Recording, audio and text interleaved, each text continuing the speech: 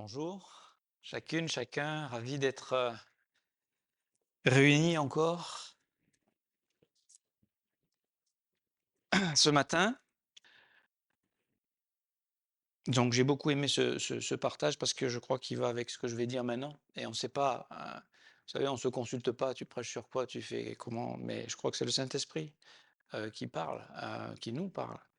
Et je crois que c'est vrai, c'est-à-dire que la réalité de nos vies, c'est que c'est difficile. C'est difficile, et c'était le premier partage pour les couples, c'est qu'on est dans un monde de péché, on a le péché en nous et c'est la vie il y a une lutte, il y a un combat, il y a une bataille. On est des fois découragé et c'est un partage que tu faisais aussi Bruno dernièrement, que Dieu nous rencontre là dans les ténèbres. C'est là qu'il vient nous rencontrer. Parce que là, c'est plus, une question de juste confort, floriture, tout ça, c'est que là, on est seul, on est au bout de nous-mêmes et si on n'a pas Dieu, on est perdu. Et Dieu permet qu'on arrive à ces extrémités pour qu'on le rencontre vraiment.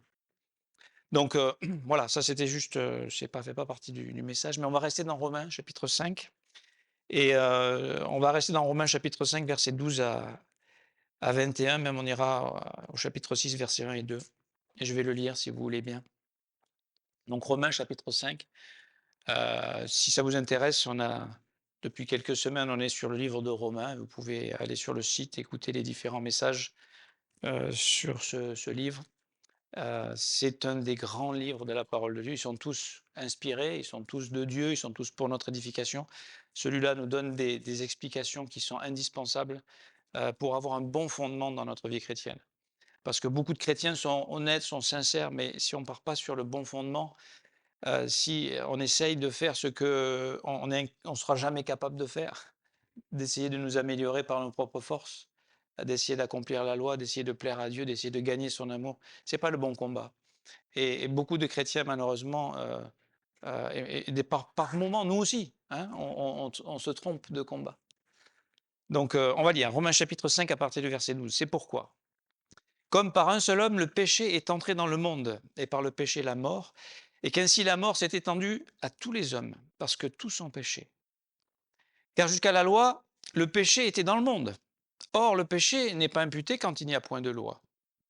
Cependant, la mort a régné depuis Adam jusqu'à Moïse, même sur ceux qui n'avaient pas péché par une transgression semblable à celle d'Adam, lequel est la figure de celui qui devait venir. Mais il n'en est pas du don gratuit comme de l'offense. Car si par l'offense d'un seul, il en est beaucoup qui sont morts, à plus forte raison, la grâce de Dieu et le don de la grâce venant d'un seul homme, Jésus-Christ, ont-ils abondamment ont-ils été abondamment répandus sur beaucoup. Verset 16. Il n'en est pas du don comme de ce qui est arrivé par un seul qui a péché, car c'est après une seule offense que le jugement est devenu condamnation, tandis que le don gratuit devient justification après plusieurs offenses. Si par l'offense d'un seul, la mort a régné par lui seul, à plus forte raison, ceux qui reçoivent l'abondance de la grâce et du don de la justice régneront-ils dans la vie par Jésus-Christ, lui seul. Ainsi donc, comme par une seule offense, la condamnation a atteint tous les hommes, de même, par un seul acte de justice. La justification qui donne la vie s'étend à tous les hommes. Car comme par la désobéissance d'un seul homme, beaucoup ont été rendus pécheurs, de même, par l'obéissance d'un seul, beaucoup seront rendus justes. On ne devient pas juste, on est rendu juste. C'est pas moi qui le dis, c'est la parole de Dieu qui le dit. Or, la loi est intervenue pour que l'offense abondât. Mais là où le péché a abondé, la grâce a surabondé. Afin que comme le péché a régné par la mort, ainsi la grâce régna par la justice, pour la vie éternelle, par Jésus-Christ notre Seigneur. Et au chapitre 6, verset 1, que dirons-nous donc? Demeurerions-nous dans le péché afin que la grâce abonde? Loin de là. Nous qui sommes morts au péché, comment vivrions-nous encore dans le péché? J'aimerais vous dire, on fait un petit exercice, vous êtes prêts là? Vous êtes chaud? Moi je suis chaud, je ne sais pas vous, mais moi. On va faire un exercice, d'accord? 30 secondes. Vous allez arrêter de penser pendant 30 secondes. Ah non, non, rigolez pas. On y va. Je pense à rien, je pense à rien. Ah, on va pas faire 30 secondes. On n'y arrive pas. Vous y arrivez, vous? Qui est arrivé? Quelqu'un qui est arrivé? Roger. Tu t'étais endormi peut-être. Ah. En fait, je vais vous dire, de la même manière que tu ne peux pas t'empêcher de penser, tu ne peux pas t'empêcher de pécher. Et le religieux qui nous fait croire qu'il ne pêche plus, mon œil, c'est un menteur. Il peut s'être séduit lui-même, hein, parce qu'il y en a qui le croient, tristement. Donc, on va revenir sur ces versets rapidement, parce qu'on en a déjà parlé, mais je pensais que c'était bien de revenir dessus. Verset 12. Le péché d'Adam a entraîné la mort pour lui et pour tous les hommes après lui, car tous ont péché. C'est ce qui nous explique, on a vu ça déjà en Romains 3, 23. Tous ont péché et sont privés de la gloire de Dieu. Donc ça, c'est la situation de l'humanité. C'est notre situation à tous. Tous. D'accord? C'est pas quelques-uns, il y en a quelques-uns, non. Non, tous. Verset 13. Alors, je suis pas sur la bonne page. Excusez-moi. Vas-y, hein. Verset 13. Car jusqu'à la loi, le péché était dans le monde. On est d'accord que la loi, quand est-ce qu'elle est arrivée, la loi? Elle est arrivée par Moïse. Mais avant Moïse, il y a eu plein de monde, n'est-ce pas? Avant Moïse, si on remonte à l'origine du peuple d'Israël, c'est Abraham. Donc c'est quelques, je sais pas, 500 ans encore avant Moïse. Mais avant Abraham, il y avait encore des gens. Il y a eu Noé et sa famille. Il n'y a pas eu le péché, là. Il y a pas eu des... Ils sont pas morts. Ils sont toujours là. Vous les avez croisés à Nîmes hier? Ils sont morts depuis longtemps. Est-ce qu'il y avait une loi? Elle n'a pas été encore donnée. Elle n'existait pas. Enfin, elle a toujours existé, mais Dieu ne l'avait pas révélée encore aux hommes. Et si on va même encore avant les hommes antédiluviens, avant le déluge, parce qu'on croit qu'il y a un déluge, d'accord? Et que la terre que nous voyons aujourd'hui n'est pas si vieille que ce qu'on nous fait croire dans les livres, à la télé. Moi, je le crois de tout mon cœur, parce que je crois à la parole de Dieu. Et donc, la loi, elle est venue que bien plus tard. Et pourtant, depuis Adam et Ève, les hommes et les femmes meurent. C'est ce qu'il explique. Pourquoi? Parce qu'ils sont tous pécheurs. Mais pourtant, ils n'ont pas transgressé une loi, puisqu'elle n'était pas donnée. Alors pourquoi ils sont morts?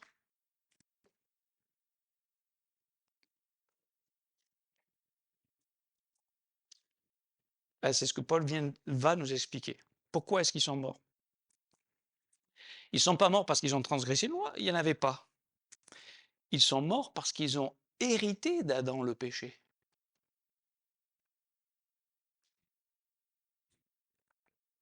Ça, c'est hyper important de comprendre ça. Et c'est pour ça qu'ils sont morts pendant ce temps. Parce qu'Adam, lui, il savait qu'il ne fallait pas manger de l'arbre de la connaissance du bien et du mal. Il l'a fait. Mais les autres, il n'y avait plus d'arbre, il n'y avait plus de jardin, ils ne pouvaient pas faire le même péché. Mais ils ont fait des péchés parce qu'ils étaient pécheurs, parce que dans leur nature.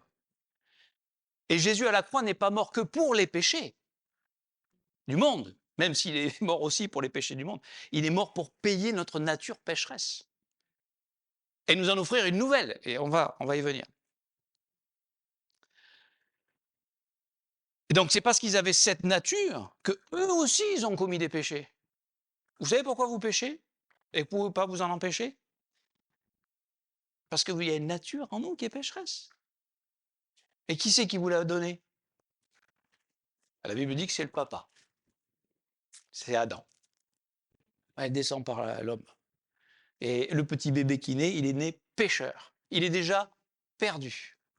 Il n'a pas fait de péché encore, mais il est déjà perdu. Et ce qui s'est passé, c'est que... Non, ça je passe.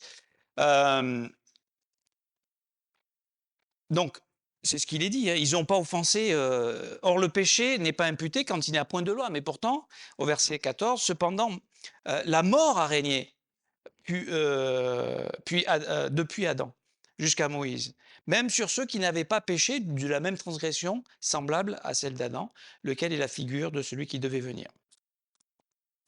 Euh, donc, sans avoir ni offensé, ni transgressé, ni désobéi au commandement de Dieu, les hommes mouraient.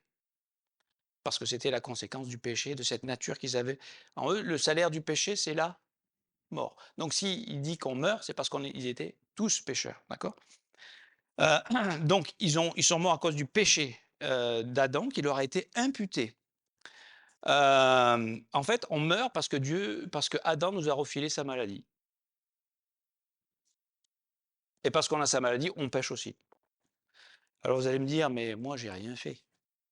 J'ai même pas demandé à venir au monde. Quelqu'un a demandé à venir au monde ici? Je pense qu'on est content d'être là, même si c'est pas toujours simple.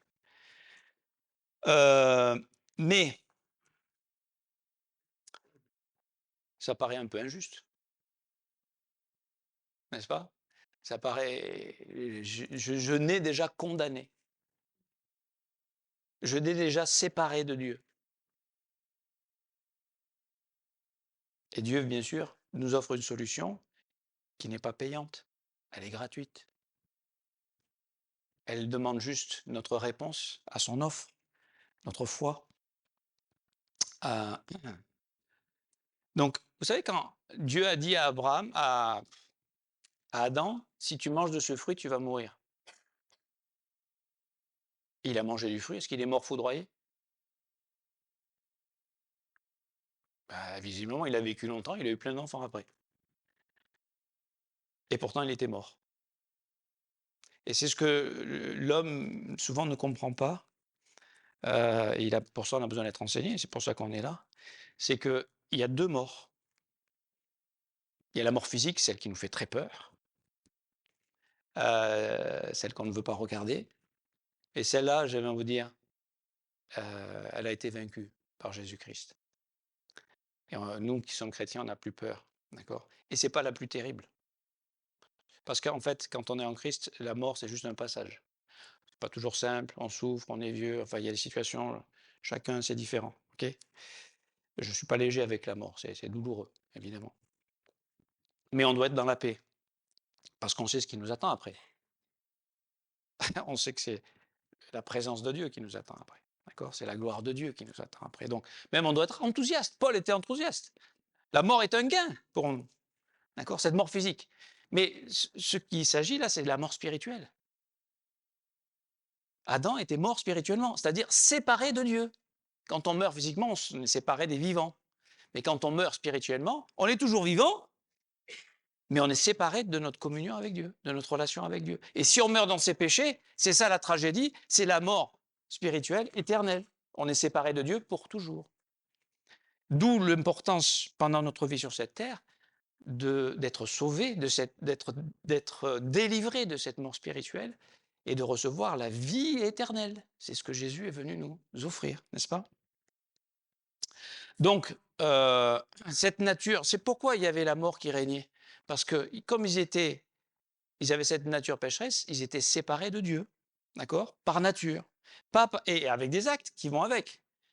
Mais ce qui est important, c'est que pour que...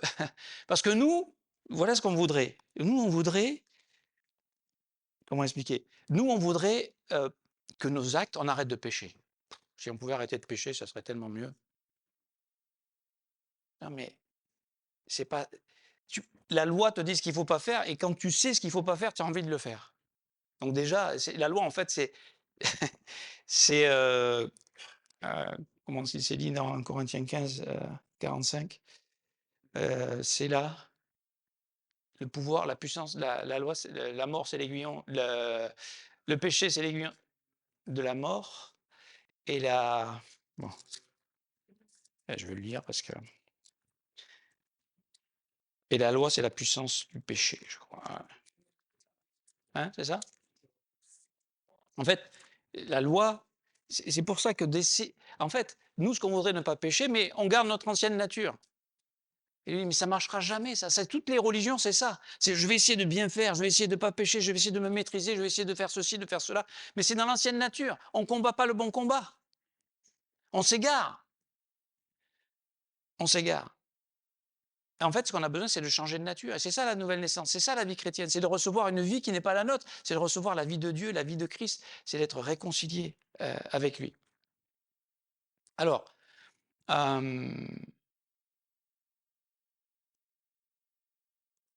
donc ce n'est pas à cause d'une transgression de la loi que l'homme meurt, c'est à cause de sa nature pécheresse, héritée d'Adam.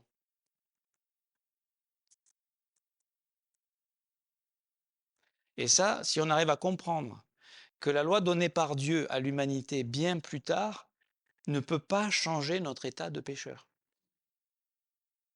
En fait, la loi de Dieu, elle te dit: «Ah, là, tu as péché. Ah, là, tu ne le savais pas avant. Ah, là, tu as péché. Là, tu as péché. Là aussi, là aussi, là aussi, là aussi, là aussi, là aussi, là aussi». C'est ça qu'elle fait, la loi. Et elle t'accuse et elle te condamne en disant: «Non, ne pêche pas». Et les gens vivent dans la crainte, dans la culpabilité et ils ont peur de Dieu. Et quelque part, ils peuvent avoir peur de Dieu parce que la mort éternelle, ça fait peur. Ça doit faire bien plus peur que la mort physique.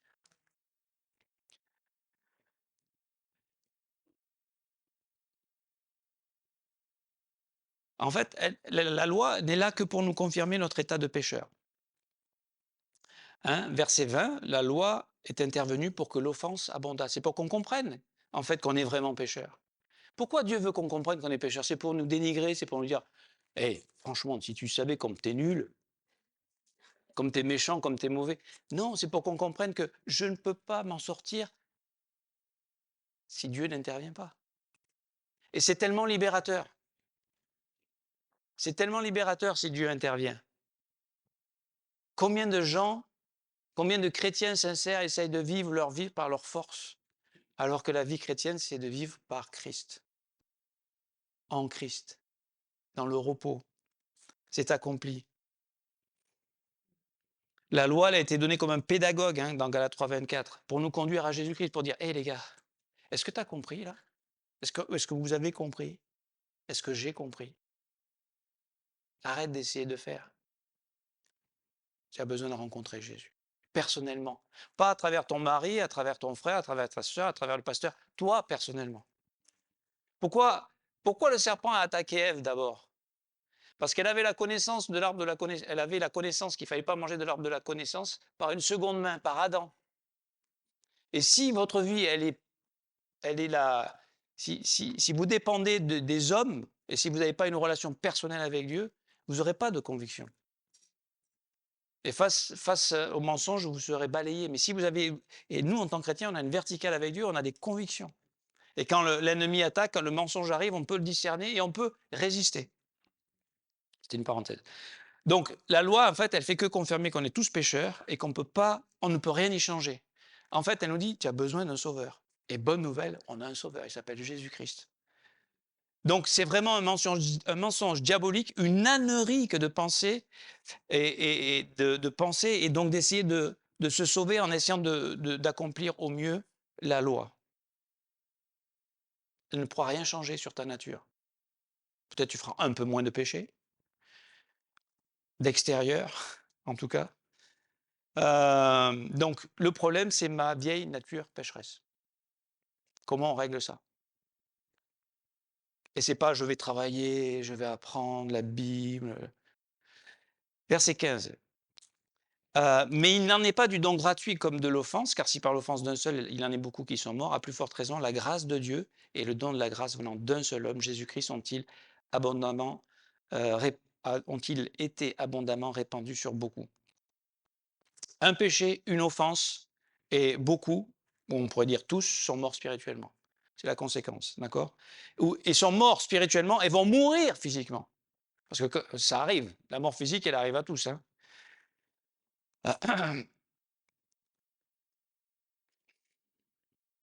Mais maintenant, qu'est-ce qui s'est passé? C'est qu'on a le don, on a la grâce et le don de la grâce qui ont été répandus sur beaucoup. C'est quoi la grâce et le don de la grâce? La grâce, c'est une personne, c'est Jésus-Christ. Dans Jean chapitre 17, d'accord, la loi est venue par Moïse, La grâce et la vérité sont venues par Jésus-Christ. La grâce, Jean 1,14, c'est Jésus-Christ incarné qui vient à notre rencontre. Et elle vient, verset 20, avec une abondance, je dirais. Ah ben il n'y a plus d'eau, le robinet coule plus. Mais la grâce est infinie. Hein, Ephésiens 2, 6, la grâce de Dieu, il n'y a pas de limite. Elle est surabondante. Et vous imaginez combien elle est grande? Imaginez le péché. Juste votre vie, sur une semaine. Multiplié par le nombre d'hommes sur la terre. Et de ceux qui ont vécu. Et sur une année, et sur une vie. Mais oui, mais je veux dire, la grâce, elle surabonde. Ça, c'est la grandeur de Dieu, c'est la puissance de Dieu, d'accord? Elle est surabondante. Donc, qu'est-ce qu'on a fait pour devenir pécheur? Allez, si vous avez compris, qu'est-ce qu'on a fait? Qu'est-ce que vous avez fait pour devenir pécheur? Qui a une idée? Ah, répondez pas trop vite, laissez un peu mijoter, quoi. Qu'est-ce qu'on a fait pour devenir pécheur? Une seule chose. Ah, c'est quoi? Qu'est-ce que j'ai fait? Venir au monde. C'est tout. On n'a rien fait, hein, pour devenir. Donc, maintenant, qu'est-ce qu'on doit faire pour devenir juste? Et toi, tu réponds plus aux questions là-bas. Hein? Sinon, tu es éliminé. Qu'est-ce qu'on doit faire pour être sauvé? C'est la question. Du jeune homme riche là devant Jésus. Qu'est-ce qu'il faut que je fasse? Dis-moi. Ah ben j'ai fait ci, j'ai fait ça. Oh, c'est bien. Qu'est-ce qu'on doit faire pour être sauvé? Pour devenir juste devant Dieu? Comment le léopard peut-il enlever les taches? Connaissez ce verset? Il peut pas. Tu peux pas l'enlever ça. Il n'y a que Dieu qui peut. Et même le sang des animaux ne l'efface pas. Il n'y a que le sang de Jésus. Il n'y a que le sang de Jésus. Comment est-ce que je suis pardonné, racheté, justifié, réconcilié? Comment je retrouve ma relation avec Dieu? Comme Adam l'avait avant la chute. Et peut-être même encore mieux. En fait, il faut être délivré de notre ancienne nature pécheresse. C'est pas une bonne nouvelle, ça. Vous savez quand est-ce qu'on sera vraiment délivré de notre ancienne nature pécheresse? Quand on va mourir. Physiquement. Quand on va mourir physiquement, on sera débarrassé complètement de notre vieille nature pécheresse. Mais, donc elle est encore là, mais en vérité, et c'est ce que va expliquer le chapitre 6 de Romains, c'est que quand on accepte Jésus-Christ, on s'identifie à lui, et de même que lui est mort, enseveli et ressuscité, c'est le credo des chrétiens, simple. Jésus mort, enseveli, ressuscité. C'est tout ce que Dieu nous demande de croire. Hein? Jésus fait homme, mort, enseveli, ressuscité. Il a vaincu la mort, il a vaincu le péché. Ça, c'est la bonne nouvelle. Ça, c'est ce que Jésus a fait. Moi, j'ai rien fait. Et tout ce qu'il me demande de faire, c'est de croire. De croire ça, de croire en lui, n'est-ce pas? Parce que 1 Corinthiens 15, 50, c'est que la chair et le sang ne peuvent hériter du royaume de Dieu. Donc, ce qu'on a besoin, c'est d'une nouvelle nature, d'un nouveau cœur. Et être chrétien, c'est recevoir cette nouvelle vie. C'est recevoir la vie éternelle, la vie de Jésus, le Saint-Esprit qui vient faire sa demeure en nous. Et Ézéchiel 36, 26 nous dit qu'on reçoit un nouveau cœur. Mais ça, tu ne peux pas le faire, ça. Tu ne peux pas le construire, tu ne peux pas le travailler, tu ne peux pas l'accomplir, ça. Il n'y a que Dieu qui le fait. Et comment tu le reçois maintenant? Par la foi. Vous savez, ce matin, je prenais mon petit déjeuner et je me suis fait une tartine de noisettes. Vous savez, le beurre de noisette. Et je regardais, je voulais voir ce qu'il y avait dans les ingrédients. Et il y a écrit noisette. Et entre parenthèses, c'est tout. C'est tout. Je veux dire, pour être justifié, c'est tout ce qu'il y a à faire. Si on peut dire faire quelque chose, en fait, c'est répondre à l'offre de Jésus. On ne fait pas une œuvre. Certains disent que c'est une œuvre. Je ne crois pas. Donc tu entends, ah oui, je veux croire dans ce Sauveur. Et tu le reçois gratuitement. Hein, gratuitement. Et c'est tout. C'est pas maintenant, oula, alors maintenant, je t'explique. Tu as signé le contrat, alors là, je t'explique tout ce qu'il y a à faire. C'est tout.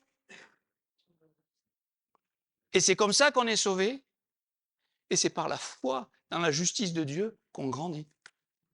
C'est pas en disant, OK, j'ai compris, maintenant je suis sauvé, je vais faire la loi. Non, non, non. C'est pas pour dire que la loi, elle est mauvaise et qu'elle ne doit pas être une référence dans nos vies, mais on ne s'approche pas de Dieu en faisant la loi. On n'a pas été sauvé en faisant la loi. On commence pas par la grâce et après on finit par les œuvres.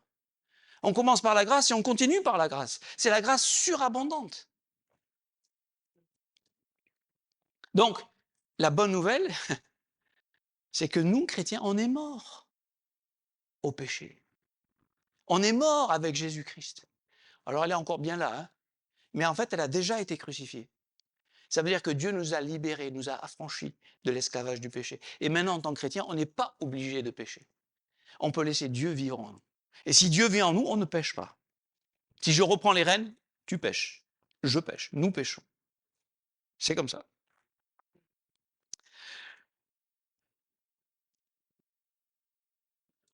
La grâce de Dieu, c'est Tite 2,11, la grâce de Dieu est source de salut pour tous les hommes. D'accord? Dieu savait quand il est venu sur la terre que son peuple allait le rejeter. Jean chapitre 1, verset 11. Il est venu chez les siens et les siens ne l'ont point reçu. Mais il est venu quand même. Pourquoi? Parce qu'il est venu apporter le salut à tous les hommes, et même à certains de son peuple, puisque les premiers chrétiens, c'était des juifs. En fait, il est venu nous offrir, c'est la grâce, écoutez bien, c'est la grâce qui vient nous offrir le don de la grâce, le salut, la justification par la foi. C'est ça le don de la grâce. Lui, il est la grâce incarnée, et il nous donne le don de la grâce, il nous donne le salut, sans qu'on ait rien à payer, juste à le recevoir, juste à croire, c'est tout. Jean 3,16, car Dieu a tant aimé le monde qu'il a donné son Fils unique, afin que quiconque croit en lui ne périsse point, mais qu'il ait la vie éternelle. C'est quoi cette vie-là? C'est toi qui l'as produite, c'est toi qui l'as méritée, c'est toi qui l'as gagnée? Tu n'as rien fait pour ça. Je n'ai rien fait pour ça. Elle nous est offerte gracieusement.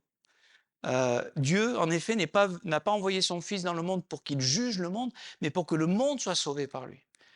Et comment on devient juste? Je l'ai dit tout à l'heure, je me suis arrêté, je l'ai souligné dans le texte. On a été rendu juste. On n'est pas devenu juste par nos efforts. C'est pas nous qui avons fait l'action de quoi que ce soit pour être juste. C'est Dieu qui nous a rendus justes. Pourquoi? Parce que quand on croit en lui, voilà ce qui se passe. Mon péché, il va à la croix sur lui. Et il est réglé à la croix sur lui. Et en retour, et ça c'est la grâce surabondante, sa justice, elle m'est offerte, elle m'est imputée, elle m'est donnée. Et donc ma relation maintenant avec Dieu, elle est restaurée. Je suis réconcilié, j'ai la paix avec Dieu. Hein, c'est le début du chapitre 5. Je peux expérimenter l'amour de Dieu, je peux expérimenter la communion avec Dieu.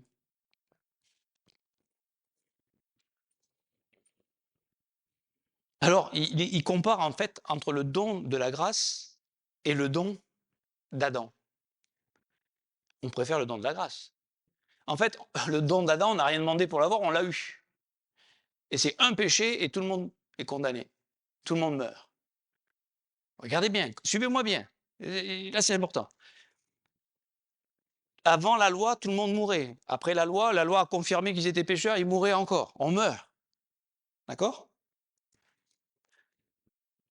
Seigneur, aide-moi.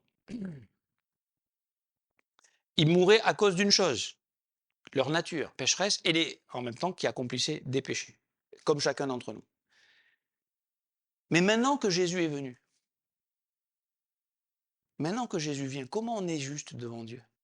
Pas parce qu'on ne pêche plus, pas parce qu'on ne va plus mourir, parce qu'on va mourir. Vous savez ça que vous allez mourir. Mais parce qu'on a reçu la justice. Comme la mort a régné à cause du péché d'Adam, maintenant la justice en nous va régner à cause de la victoire de Jésus-Christ. Et devant Dieu, je suis juste, la victoire est à moi, elle m'appartient. Je ne l'ai pas mérité, je ne l'ai pas gagné, je l'ai reçu. Je suis au bénéfice de ça.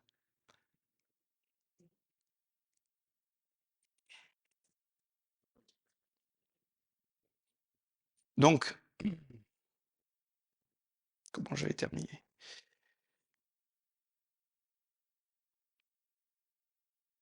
Est-ce que vous arrivez à me suivre là? Ça va? Je vous ai pas perdu? Hem, donc on a été libérés, Romains 6, versets 6 et 7, affranchis de l'esclavage du péché, parce que quand on est mort, vous savez quoi? Quand on est mort, le péché, il ne peut plus faire grand-chose. Vous savez ce que c'est ça? Ça peut faire peur. C'est le symbole du sacrifice de notre Seigneur sur la croix. Et pourtant, c'est là qu'il nous invite, au pied de cette croix. Vous voulez vivre? Quelle vie vous voulez vivre?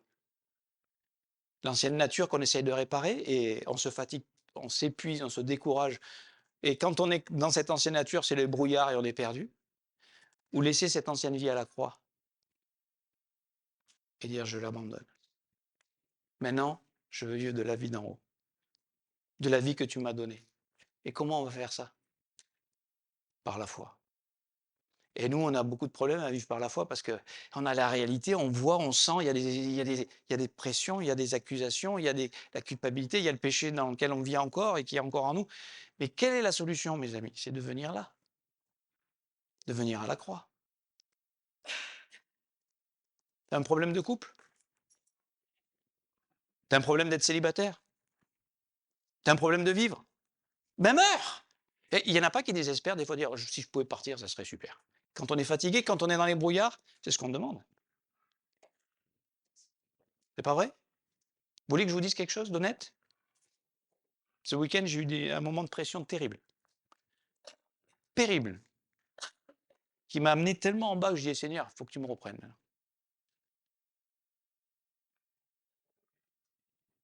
Et Dieu, la paix de Dieu est venue. La grâce de Dieu surabondante est venue. Et m'a permis de pouvoir parler aux couples et j'espère encourager les couples. C'est là la solution, mes amis. Et nous, on se bat pour essayer de faire survivre Adam. Et le monde nous offre des tas de propositions pour faire survivre Adam. Et au bout d'un moment, ben, si on fait survivre Adam, vous savez quel sentiment on a? Culpabilité, honte, peur. C'est le péché. Et la victoire sur le péché, ben, c'est d'accepter notre mort et de dire maintenant, c'est plus moi qui vis. Galates 2,5, 2,20. J'ai été crucifié avec Christ et si je vis, ce n'est plus moi qui vis, c'est Christ qui vit en moi. Et je vis maintenant dans la chair. Oui, on est sur cette terre. Je vis dans la chair, mais dans la foi au Fils de Dieu. C'est la foi, mes amis. La foi dans un Dieu qui nous a fait des promesses extraordinaires et qui nous dit maintenant, et au lieu de laisser le péché régner en toi, toi règne par la justice, par Jésus-Christ, par la foi. Et ne laisse pas le péché te conduire par le bout du nez, tes convoitises. C'est des mensonges. Ça nous fait rêver. Et quand on l'a, on n'a rien.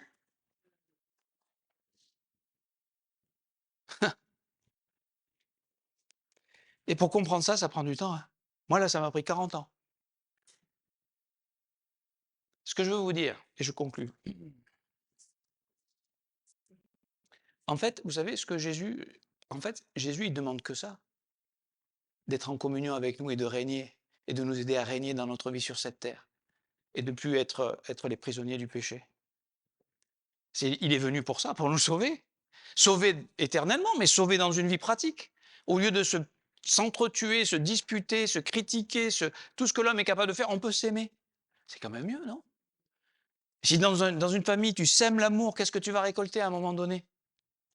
Ah, tu vas le récolter. Mais ça demande d'être à la croix, ça demande de renoncer, ça demande Dieu. Vous savez pourquoi Dieu a donné le mariage? Pour qu'on réalise qu'on a besoin de Dieu.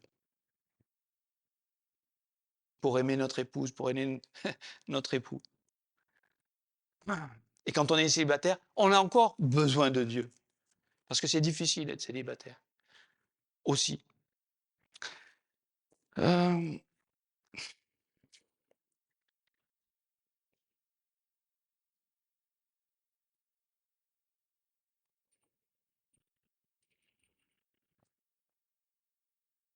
on va terminer avec ce verset 20. Or, la loi est intervenue pour que l'offense abonde.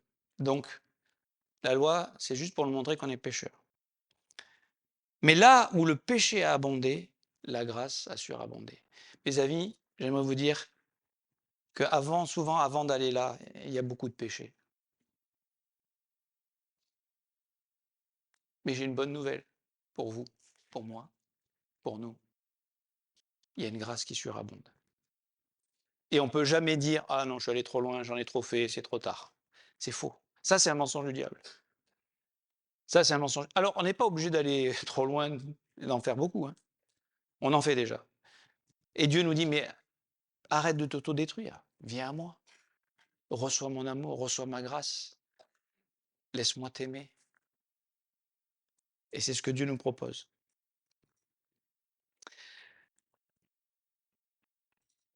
Je m'arrête là.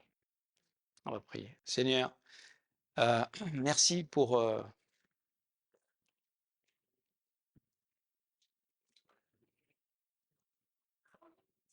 ce don de la grâce que tu es venu toi-même nous apporter, nous offrir, que tu es venu toi-même régler. Et Seigneur, aide-nous à recevoir, à saisir. Pour ceux peut-être qui n'ont pas fait, ce matin, peut-être parmi vous, vous aviez jamais compris ça. Pourquoi ne pas recevoir le don de la grâce? Recevoir le pardon de vos péchés, recevoir le salut, recevoir la vie éternelle. Je pense à des jeunes peut-être qui sont là, qui ont grandi au milieu de nous, qui ont entendu ce discours pendant des années et qui n'ont jamais compris qu'ils en avaient besoin personnellement. Seigneur, demandez à Jésus de venir dans votre cœur, de se révéler à vous et d'avoir cette relation personnelle, cette restauration, cette réconciliation avec lui. Acceptez son amour, acceptez sa justice, le don de sa justice par la foi vous y encourage. Et Seigneur, pour nous qui avons déjà ça et qui, chaque jour de nos vies, on se retrouve souvent dans les défis, les difficultés, les découragements, les attaques, un ennemi qui nous accuse jour et nuit. Seigneur, aide-nous, aide-nous à regarder à toi, à ton sacrifice, à ton amour et à ton projet qui nous invite à régner avec toi, à vivre dans la victoire. Et quand on échoue, ben on a une grâce qui surabonde. Il n'y a pas d'accusation, il n'y a plus de condamnation. On a reçu la vie éternelle. Et Seigneur, le Saint-Esprit va demeurer éternellement avec nous. On est en pleine sécurité. À la fin de Romains 8, rien ne pourra nous séparer de l'amour de Dieu. Rien, rien, rien, même pas nous. Seigneur, merci pour cette assurance, pour cette sécurité, pour cet amour.